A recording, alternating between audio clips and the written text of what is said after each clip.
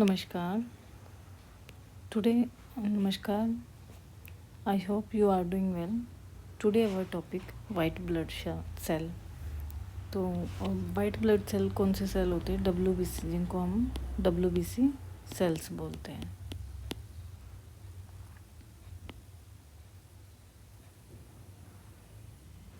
और इनको हम ल्यूकोसाइट्स भी बोलते हैं. क्या बोलते हैं? ल्यूकोसाइट्स.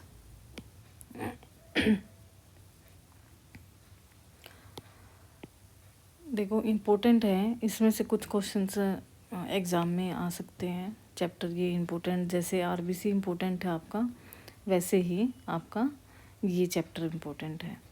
अब कर लेते हैं कि जो WBC है, इनको हम एक तो ल्यूकोसाइट्स बोलते हैं. क्या बोलते हैं? It is also called leucocytes. And question number 1 यहाँ पे ये बनता है कि WBC का कलर कैसा है? तो WBC का कलरलेस है. क्या है? कलरलेस है. कोई कलर नहीं है, ये कलरलेस है. और न्यूक्लिएटेड प्रेजेंट है. Nucleated present form element of the blood.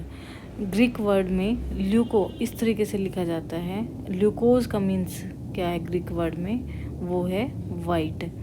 तो ल्यूकोसाइट्स की जो ये स्पेलिंग है अल्टरनेट कर दी गई, ल्यूकोसाइट्स को ल्यूकोसाइट्स कर दिया गया. तो WBC देखो, WBC क्या है का जो साइज़ है, क्वेश्चन नंबर 2 साइज़ क्या है? लार्ज है.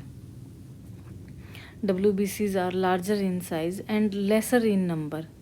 इनका साइज़ तो लार्ज है, पर ये जैसे कि RBC ज़्यादा होती हैं, ऐसे ही कम नंबर में पाई जाती हैं.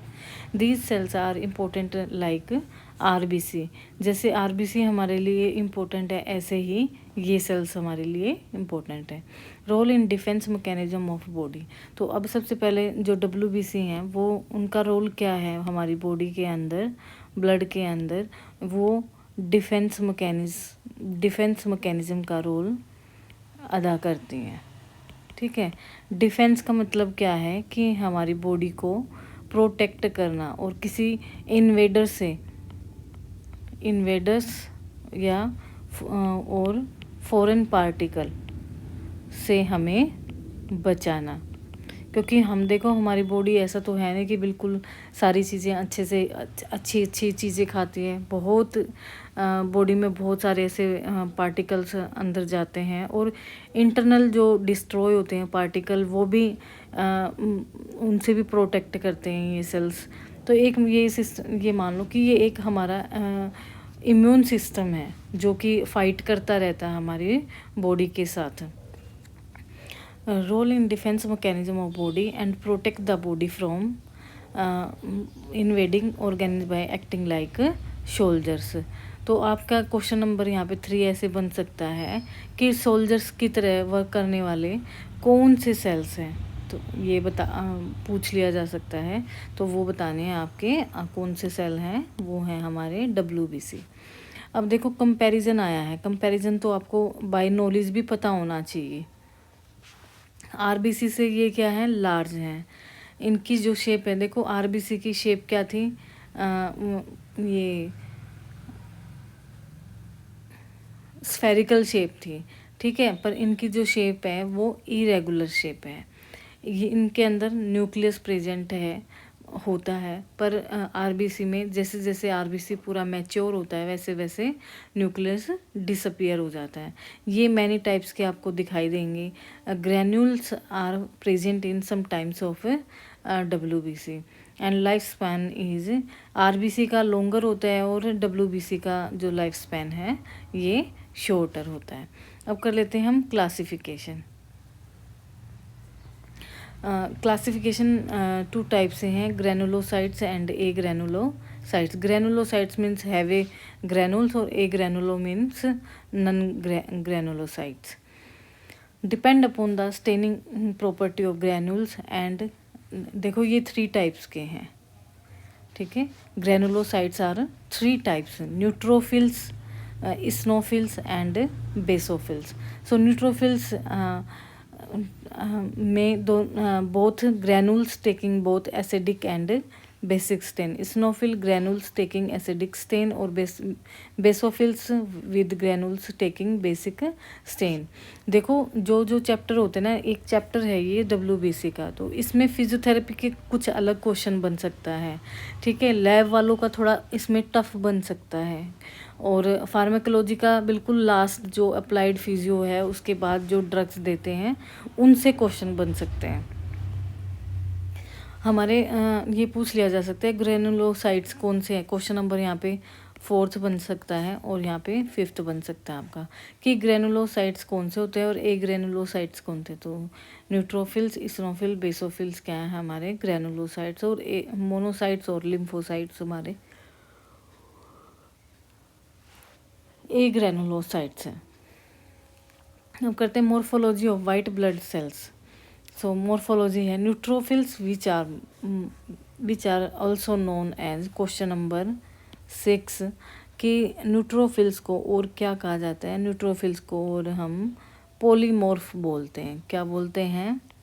It is also known as polymorph. Have fine or small granules in the cytoplasma. The granules take acidic and basic stain, और वो स्टेन का नाम क्या है? लैब वाले बच्चे याद रखें, लिस्मैन स्टेन। क्या है? लिस्मैन स्टेन।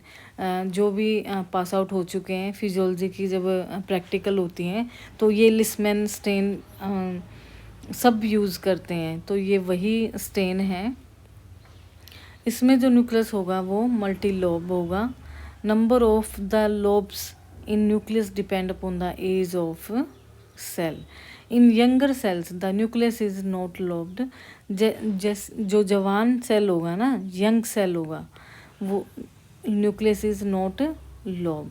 न्यूक्लियस में लोब नहीं होगा। जैसे जैसे न्यूक्लियस बढ़ेगा, मैच्योर होगा, वैसे वैसे मल्टी लोब बन जाएगी।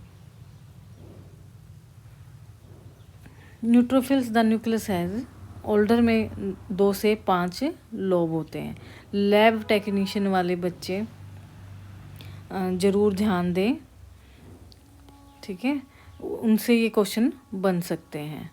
अब कर लेते हैं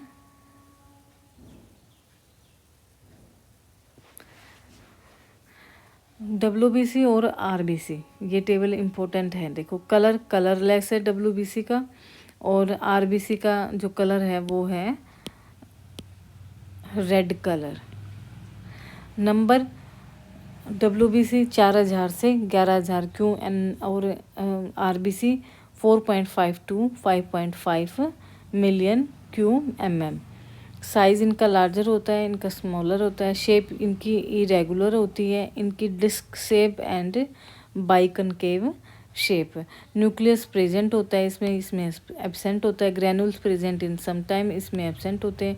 मैनी टाइप्स के होते हैं, ये ओनली 1 टाइप के होते हैं। लाइफ स्पैन इनका हाफ से 15 दिन होता है, हाफ से 15 दिन। जो मैं आपको पीछे बता रही थी कि ल्यूकोसाइट्स का जो लाइफ स्पैन है वो 1 to 10 डेज़ है।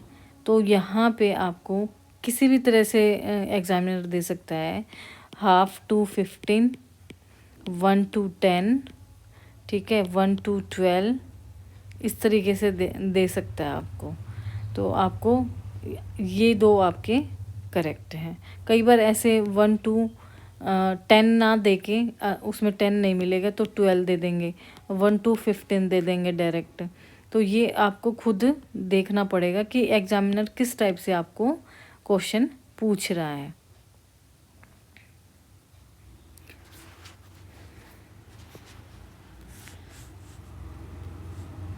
देखिए ये हमारे सेल्स हैं, ये हमारा न्यूट्रोफिल्स है, स्नोफिल्स है, बेसोफिल्स है, मोनोसाइट्स है और लिम्फोसाइट्स है।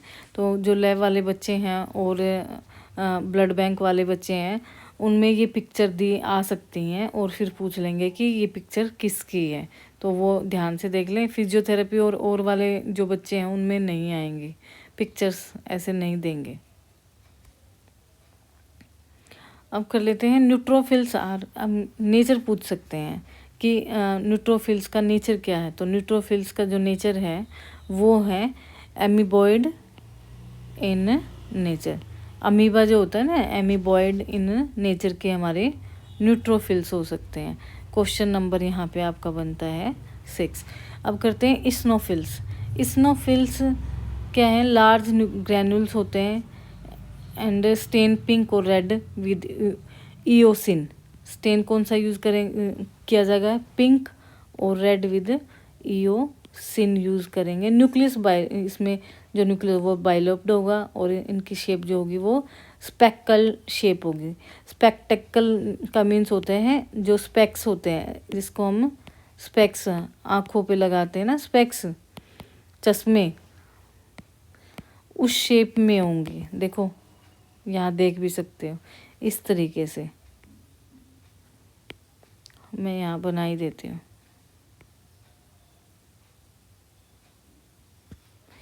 ठीक है। Basophils have course granules in the cytoplasm. इसमें बाइलोब होते हैं और इसमें स्टेन यूज होएगा purple blue with methylene blue. Monocytes. Monocytes क्या है? लार्जेस्ट क्या है? ल्यूकोसाइट्स होते हैं। इनमें न्यूक्लियस जो होता है वो राउंड, ओवल, हॉर्स शेप्ड होता है, बीन शेप्ड और किडनी शेप्ड होता है। Lymphocytes. Lymphocytes also do not have granules. Nucleus is oval, bean shape and kidney shape। देखो इस टाइप से ये किडनी शेप है। अब करते हैं टाइप्स ऑफ लिम्फोसाइट्स। तो types of lymphocytes, large lymphocytes divide into 2 groups. Size के ऊपर हम डिवाइड करेंगे। लार्ज लिम्फोसाइट्स होते हैं, स्मॉल होते हैं। Lymphocytes are divided into 2 types, T lymphocytes and B lymphocytes. ये ज़रूर याद रखना है, जो टी लिम्फोसाइट्स हैं हमारे, वो करते हैं कंसर्न्ड विद सेलुलर इम्यूनिटी, बनाते हैं सेलुलर इम्यूनिटी। इम्यूनिटी का चैप्टर भी इम्पोर्टेंट है। और बी लिम्फोसाइट जो हैं वो हमारी ह्यूमरल इम्यूनिटी में कंसर्न करते हैं। ह्यूमरल इम्यूनिटी कौन सी होती है? इम्यूनिटी जैसे कि पहले कोरोना जब हुआ था, कोरोना काल में कोरोना वायरस आया था, तो वैक्सीन बनी थी। तो पहले वैक्सीन दी गई थी और फिर हमारा कोरोना वायरस के लिए हमारी बॉडी से इम्यून सिस्टम को स्ट्रॉन्ग बनाया गया था। न्यूट्रोफिल्स 2 से 5 दिन, इस्नोफिल 7 से 12, बेसोफिल 12 से 15, मोनोसाइट 2 से 5, लिम्फोसाइट्स हाफ से 1। तो ये टोटल में आपसे लैब वाले बच्चों को तो ये अलग अलग पूछा जा सकता है क्वेश्चन कि न्यूट्रोफिल्स का लाइफ स्पैन कितना है। ठीक है, वरना ये टोटल पूछ सकते हैं कि हाफ से याद रखना, हाफ या फिर 1, और 10 to यहाँ पे रखना याद 15। और कुछ सेल्स ऐसे होते हैं कि 3 से 6 महीने तक चलते, मतलब उनका लाइफ स्पैन हो जाता है, चल जाता है।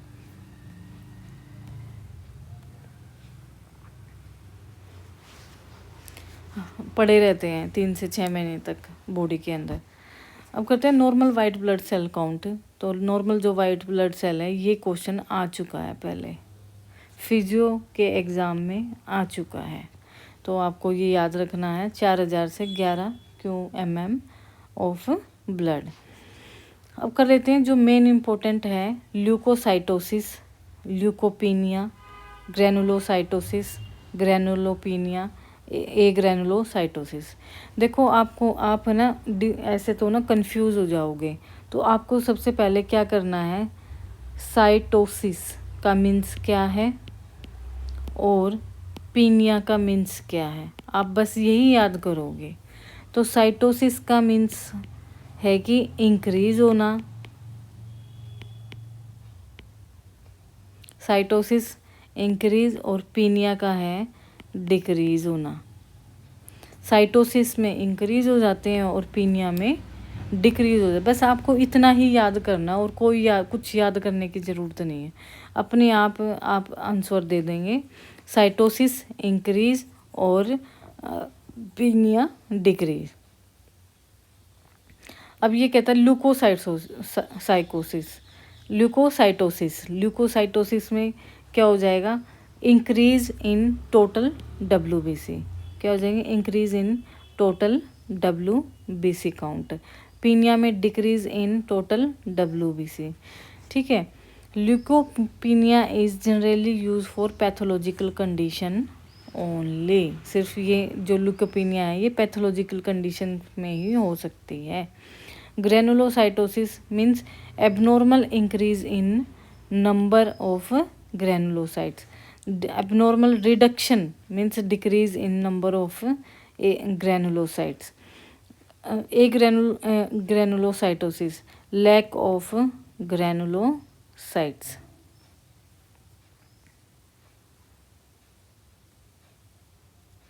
अब देखो मैंने साइटोसिस का मतलब तो बताया है यहाँ पे कि इंक्रीज होना, पर यहाँ पे agranulocytosis is the acute pathology characterized by absolute lack of granulocytes. तो इसमें जो लैक ऑफ ग्रेनुलोसाइट्स है ना, क्योंकि ग्रेनुलोसाइट्स हैं ही नहीं, तो जब वो है ही नहीं तो उनकी जो अमाउंट है वो और भी ज़्यादा मीन्स ज़्यादा कम हो जाएगी। तो ये इंक्रीज ही लैक ऑफ ग्रेनुलोसाइट्स।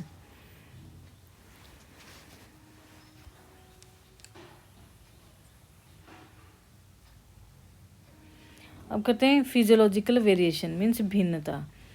एज है,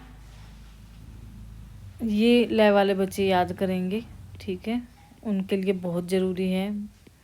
sex slightly more in males than in females. Diurnal variation minimum in early morning and maximum in afternoon. सुबह मिनिमम होते हैं ये और आफ्टरनून में ये ज़्यादा हो जाते हैं। ये जो टेबल है आपकी,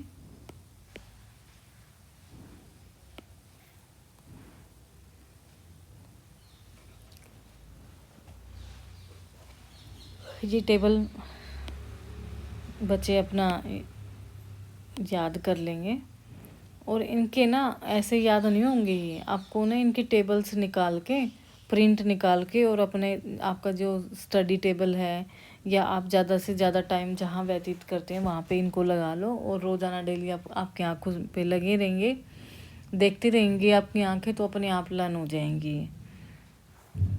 इंक्रीज एक्सरसाइज के टाइम पे इंक्रीज हो जाएगी, स्लीप के टाइम पे डिक्रीज हो जाएगा, इमोशनल कंडीशन में इंक्रीज हो जाएंगे, प्रेगनेंसी में इंक्रीज, मेंस्ट्रुएशन में इंक्रीज और पार्चुरेशन में इंक्रीज। तो पैथोलॉजिकल वेरिएशंस क्या होंगे, leukocytosis increase in total leukocytes, infection में हो जाएगा, एलर्जी में हो जाएगा, ये एलर्जी से जो अस्थमा होता है उसमें, common cold, tuberculosis and glandular fever. Leucopenia is the condition which is characterized by abnormal and uncontrolled increase in leukocytes more than 1 lakh QMM. It is also called blood cancer. ठीक है, तो leukaemia को हम क्या बोल सकते हैं, leukaemia को हम ब्लड कैंसर भी बोलते हैं। Leucopenia decrease in total WBC count, anaphylactic shock, cirrhosis of liver, disorder of spleen, pernicious anaemia, सबको पता है परनीशियन, सिरोसिस ऑफ लिवर, स्कारिंग हो जाना लीवर की, typhoid and paratyphoid, Mycobacterium typhi, viral infections. तो ये इस तरीके से आपको लर्न करने हैं, बस समझना है आपको। वेरिएशन करेंगे। न्यूट्रोफिलिया क्या है, न्यूट्रोफिलिया मीन्स न्यूट्रोफिलिया और न्यूट्रोफिलिक ल्यूकोसाइटोसिस, न्यूट्रोफिलिया और न्यूट्रोफिलिक ल्यूकोसाइटोसिस।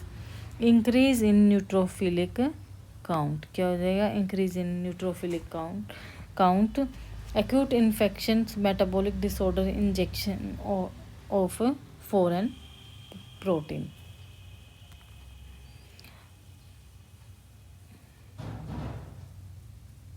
अब हम करते हैं injections of vaccines poison by chemical drugs like lead, mercury, camphor, benzene derivatives, poisoning by insect venom after acute hemorrhage. अब कर लेते हैं, देखो ये टेबल है, पूरी डिजीज़ की टेबल है कि स्मॉल पॉक्स, चिकन पॉक्स और पॉलीसाइथीमिया में बेसोफिलिक जो है, बेसोफिल हैं, ये क्या हो जाएंगे, इंक्रीज हो जाएंगे. Eosinophilia increase, basophilia increase, penia decrease, philia increase. तो यहाँ पे याद रखना है आपको philia and penia. Penia means decrease और हीलिया मीन्स इंक्रीज. अर्टिकेरिया में, अर्टिकेरिया जो होती है वो हमारा स्किन कैंसर डिसऑर्डर होता है.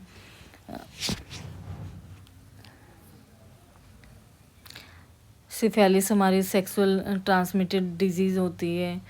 होडकिंग्स डिजीज़ जो हमने पीछे पढ़ा था, कैंसर ऑफ लिम्फेटिक सिस्टम. तो इनसे भी क्वेश्चन आपके जो डिजीज़ के क्वेश्चन हैं वो आपके आ सकते हैं. सो नेक्स्ट करते हैं हमारे, ये इन्होंने यही दिया हुआ है, ये पूरी टेबल डिस्कस की हुई है, ठीक है. तो आप ये मैंने आपको बताई दिया. फिलिया का मीन्स इंक्रीज और पीनिया का मीन्स डिक्रीज होता है. बस इतना ही आप याद रखना. और ये डिजीज़ देख लो एक बार कौन कौन सी है. सारी डिजीज़ किसी में से भी आ सकता है. अब करते हैं life span of white blood sales.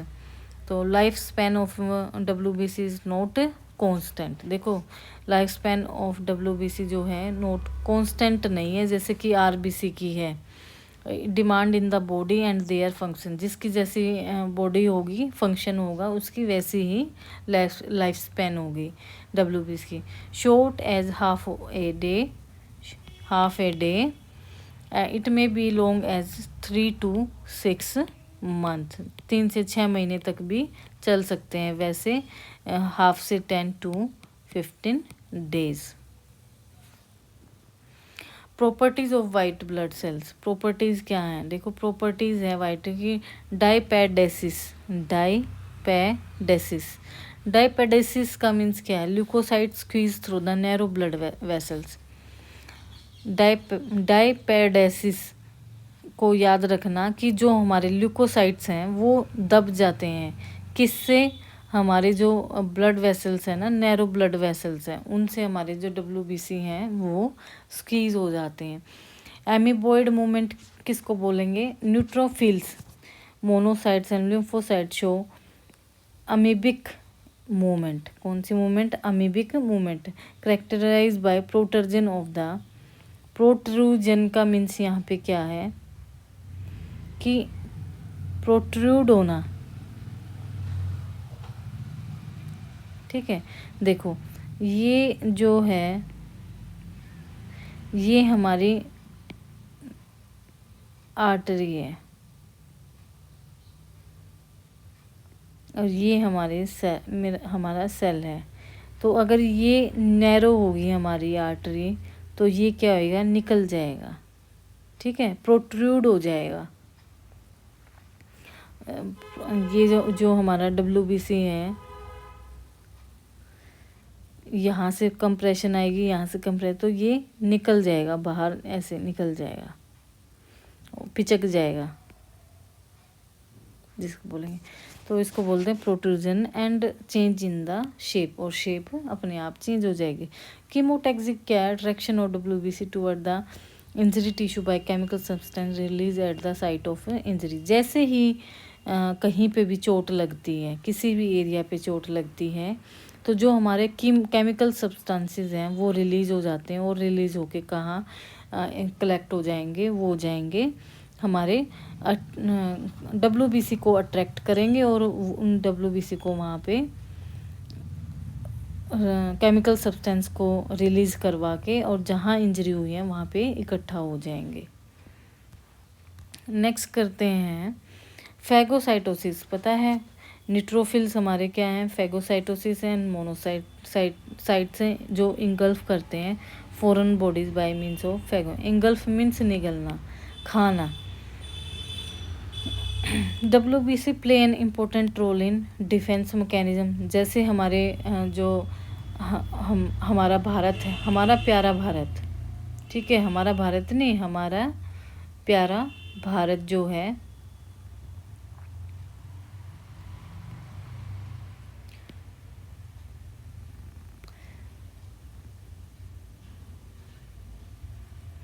ठीक है, हमारे प्यारे भारत को कोई नज़र ना लगाए, इस चक्कर में हमारी बहुत सारी आर्मी गवर्नमेंट ने हमारे बॉर्डरों पे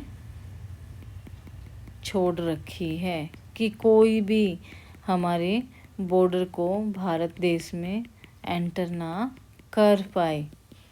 ये मैंने बाहर कर दिए, वैसे अंदर करनी चाहिए थी मुझे। ठीक है, तो इन्हीं को बोलते हैं डिफेंस मैकेनिज्म। तो हमारी बॉडी के अंदर भी क्या हैं, ऐसे सेल्स हैं जो हमारी बॉडी के अंदर कोई भी बेकार जब पार्टिकल जाता है तो उसको तुरंत ही मार देते हैं और मार के खा जाते हैं। तो ऐसे ही अगर हमारे भारत देश में भी कोई अंदर आएगा तो जो हमारे सिपाही हैं, सैनिक हैं, सोल्जर्स हैं, वो उन पे अटैक करेंगे, या तो उनको भगा देंगे या फिर उनको अरेस्ट कर लिया जाएगा। इस तरीके से आप अपने सिलेबस को किस तरीके से आपको याद करके रखना है, तो वो आपके ऊपर डिपेंड करता है ना कि आप उसका किस टाइप से एक एग्जाम्पल बना के चलते हैं। And neutrophils play an important role in defence mechanism of the body. Monocytes neutrophil provide the first line of, along with जो मोनोसाइट्स हैं, द न्यूट्रोफिल प्रोवाइड, जो हमारे न्यूट्रोफिल्स हैं, ये first line of defence against the invading micro organism. अब आप देखो, ये जो मैंने कंट्री की बात की है, सिर्फ ओनली भारत देश की बात नहीं की, ये हर कंट्री की बात की है, क्योंकि वीडियोस को अदर कंट्रीज़ वाले भी बच्चे देखते हैं, तो वो माइंड मत करना कि हम तो हैं ही इंडियन, पर आप जिस भी देश से हैं, आप अपने देश का ये एग्जाम्पल ले सकते हैं। तो neutrophils contains an enzyme called, neutrophil एक एंजाइम कंटेन करता है। ये क्वेश्चन आ सकता है कि न्यूट्रोफिल कंटेन एन एंजाइम, और उस एंजाइम का नाम क्या है, NADPH oxidase. Nicotinamide adenine dinucleotide phosphate oxidase. Neutrophil also secrete, neutrophils question number यहाँ 8 बन सकता है कि जो हमारे न्यूट्रोफिल्स हैं ये सीक्रेट करते हैं platelet activating factor PAF, platelet activating factors release करते हैं, जिसका नाम है साइटोकाइन।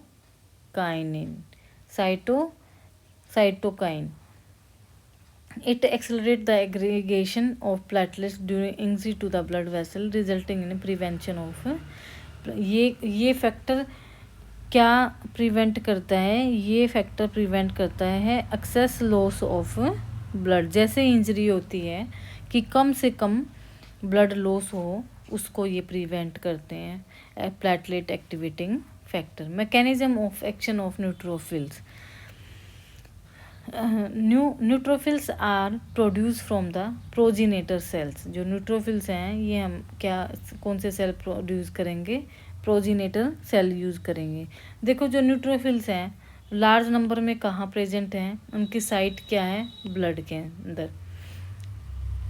तो वो क्या करेंगे, वो प्रोड्यूस करेंगे प्रोजीनेटर सेल्स को, ठीक है। और न्यूट्रोफिल्स मूव बाय किसके द्वारा? डाइपेडेसिस। डाइपेडेसिस का मीन्स क्या है कि स्क्वीज होना WBC का by blood vessels, narrow blood vessel toward the site of infection due to chemotaxis.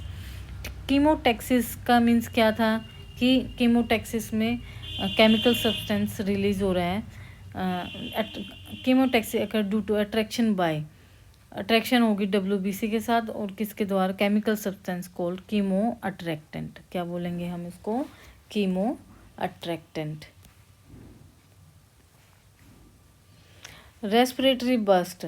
Respiratory burst is a rapid increase in oxygen consumption during process of phagocytosis by neutrophils and phagocytic sales.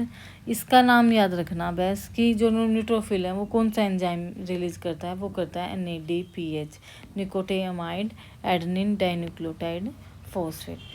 पस देखो ये हमारे daily activities जो हमारी life में जो घटनाएं घटित होती हैं हम उसी को ही पढ़ रहे हैं, और अपने बारे में जानना तो सबसे बड़ी बात होती है। पस एंड पस सेल। पस समझते हो, जैसे ही चोट लगती है या कहीं पे वुंड होता है तो वहाँ पे येलोइस कलर का, वाइट येलो कलर का फ्लूइड कलेक्ट हो जाता है ऊपर, तो उसी को बोलते हैं पस। और कई बार देखा होगा कि छोटी छोटी फुंसियाँ आ जाती हैं, उनमें भी पस आने लग जाता है। तो सबसे पहले क्वेश्चन नंबर यहाँ पे 8 बनेगा कि जो पस होता है, पस का कलर वाइटिश येलो फ्लूइड होता है, और ये किससे बनता है? Infected tissue by the dead WBC से। ठीक है, डेड WBC को हम बोलते हैं, question number 9, dead WBC are called pus cells. कितना अच्छा होगा ना कि जो हम पढ़ रहे हैं यही हमारे एग्ज़ाम में आ जाएगा, और तभी तुरंत हम जो हमें आता है वही अगर एग्ज़ाम में आ जाए तो सोने पे सुहागा हो जाता है। देख के मन ऐसा गदगद हो जाएगा एग्ज़ाम में कि आपको इतनी खुशी होगी कि आपने जो वीडियोस देखी है, आपने पढ़ाई की है, तैयारी की है, याद रखा है, लर्न किया है, और वो ही एग्ज़ाम में आ जाए और आपका तैयारी से आपका क्वेश्चन ठीक हो जाए, तो इससे बड़ी और कोई खुशी नहीं होती है।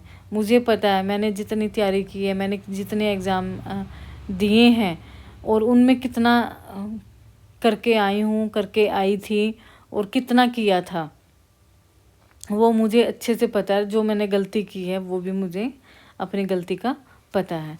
अब करते हैं न्यूट्रोफिल की बात हो रही है, अब हम करेंगे स्नोफिल्स। स्नोफिल्स play an important in the defence mechanism body against the parasites. क्या है? पैरासाइट्स। पैरासाइट्स मीन्स किसी ने कुछ काट लिया है, या वॉर्म्स हो गए, हमारे कीड़े हो गए, पेट में कीड़े हो जाते हैं अक्सर। तो eosinophils play important role in defence mechanism of the parasites. Parasites infection production of large number of eosinophils which move toward the tissue affected by parasites. कभी मच्छर काट जाता है, कभी कुछ हो जाता है, कभी कीड़ा काट गया, तो उसके ऊपर वहाँ पे कौन हमें बचाता है? वहाँ पे हमारे स्नोफिल्स बचाते हैं। स्नोफिल count increase also during allergic disease. देखो यहाँ पे ये क्वेश्चन बन सकता है 9 कि वो कौन से सेल्स हैं जो एलर्जिक डिजीज़ लाइक अस्थमा में इंक्रीज हो जाते हैं, तो वो हैं हमारे स्नोफिल सेल। कौन सी सेल हैं? Eosinophil cells. Eosinophils are responsible for important, ये पीछे भी हम कर चुके हैं। Eosinophils are responsible for detoxification, disintegration and removal of foreign proteins. So ये थोड़ा सा बड़ा चैप्टर हो गया है हमारा, कोई बात नहीं। देखो हमारे टॉपिक अच्छे से होने चाहिए, ऐसा नहीं है कि हमारे टॉपिक्स छूट जाएं। टॉपिक ये आप एक बार देख लेना, table substance secreted by WBC। देखो सिलेबस तो आपको करना ही पड़ेगा, हमें अपना सिलेबस करना ही पड़ेगा, थोड़ा धीरे से ही, पर कोई बात नहीं, हम करेंगे। अब करते हैं basophil. Basophil play an important role in healing process. देखो न्यूट्रोफिल्स क्या कर रहे थे हमारे,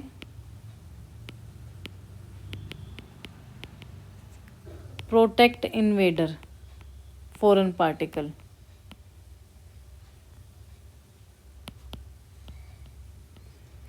स्नोफिल्स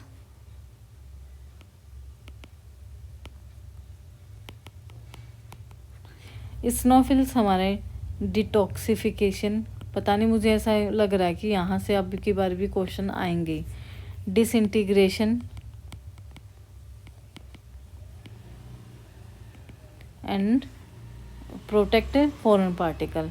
बेसोफिल्स क्या करेंगे, बेसोफिल्स हमारे प्रोटेक्ट करेंगे हीलिंग प्रोसेस, वर्क करेंगे हमारे हीलिंग प्रोसेस में। सो आपको ये बिल्कुल अच्छे से लर्न हो गया होगा। तो अब करते हैं कि basophils play an important role in allergy और acute hyper sensitive reaction. Allergy, और एलर्जी कौन से इम्यूनोग्लोबिन से होती है, की कमी से होती है, IgE से। इम्यूनोग्लोबिन भी की भी मैं टॉपिक पूरा करेंगे। यहाँ से भी क्वेश्चन आपको एक क्वेश्चन आएगा, इम्पोर्टेंट टॉपिक है। IgM, IgA, IgE, Ig, ठीक है। तो ये इम्यूनोग्लोबिन्स है हमारे, हम इनको जरूर करेंगे। एक क्वेश्चन हर किसी के एग्ज़ाम में आपको देखने को मिलेगा। तो यहाँ पे Ig आप कर लो कि Ig जो होता है वो किसके लिए हेल्पफुल होता है, वो एलर्जी के लिए हेल्पफुल होता है, एलर्जी के लिए। This is because presence of receptor of IgE in basophil membrane.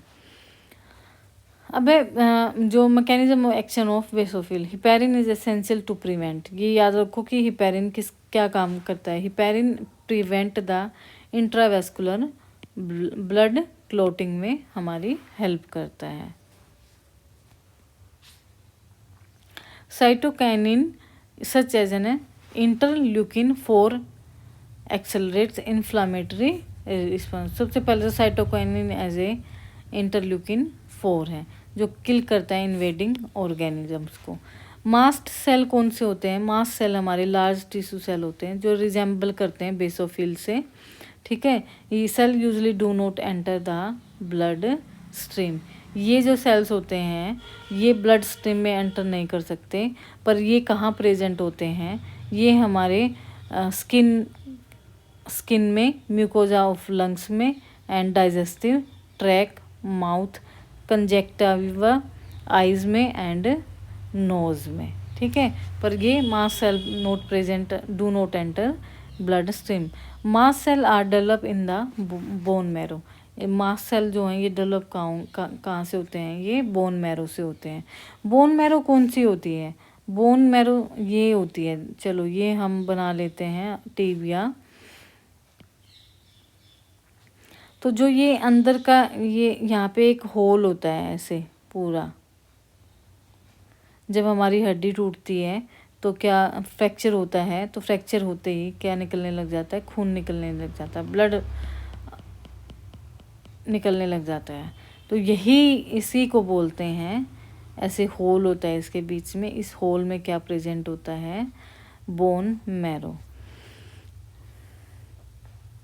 Mast cell का जो क्या इम्पोर्टेंट रोल है, ये प्रोड्यूस करता है hyper sensitive reaction like allergy and anaphylaxis. जो सेल्स हैं ये रिस्पॉन्सिबल होते हैं एलर्जी और एनाफाइलेक्सिस। एलर्जी देखो, छोटे बच्चे होते हैं 1 साल से 4 साल तक ना, 1 साल से 5 साल, इन बच्चों में आपको ना ज़्यादा आपको कफ देखने को मिलेगी, कोल्ड देखने को मिलेगा, जो ये कफ मिलेगी ना और म्यूकस देखने को मिलेगा, नाक बहता रहता है बच्चे का, जो नोज़ बहता रहता है वो बिल्कुल सही होता है। और अगर कफ जो स्पूटम होता है ये अगर रुक जाए चेस्ट में तो वो क्या क्रिएट कर देता है, एलर्जी, ब्रोंकाइटिस कर देता है। क्या कर देता है, ब्रोंकाइटिस। और ब्रोंकाइटिस से क्या बन जाएगा, उस बच्चे को एलर्जी। और एलर्जी यहाँ पे कौन से, अस्थमा।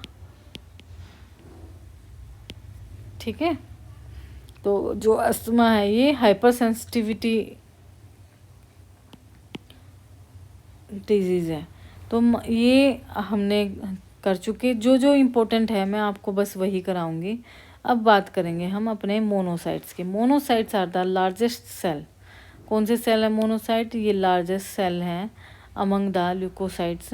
मोटाइल हैं ये, फैगोसिटिक इन नेचर के हैं और cell wander freely through all tissues of the body.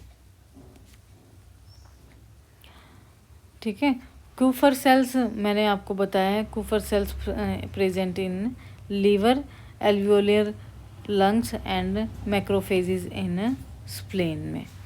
Lymphocytes play an important role in immunity. बस ये याद रखो कि WBC हमें हमारी बॉडी को बचाता रहता है। तो T लिम्फोसाइट्स और B लिम्फोसाइट्स सेलुलर इम्यूनिटी और B लिम्फोसाइट्स हुमरल इम्यूनिटी। ये क्वेश्चन कई बार आ जाता है। Leukopoiesis is the development and maturation of poiesis, leucopoiesis,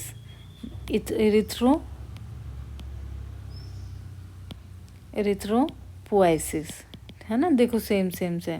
तो leukopoiesis development and maturation of किस सेल से बनेंगे, ल्यूकोसाइट्स सेल से। ये टेबल है,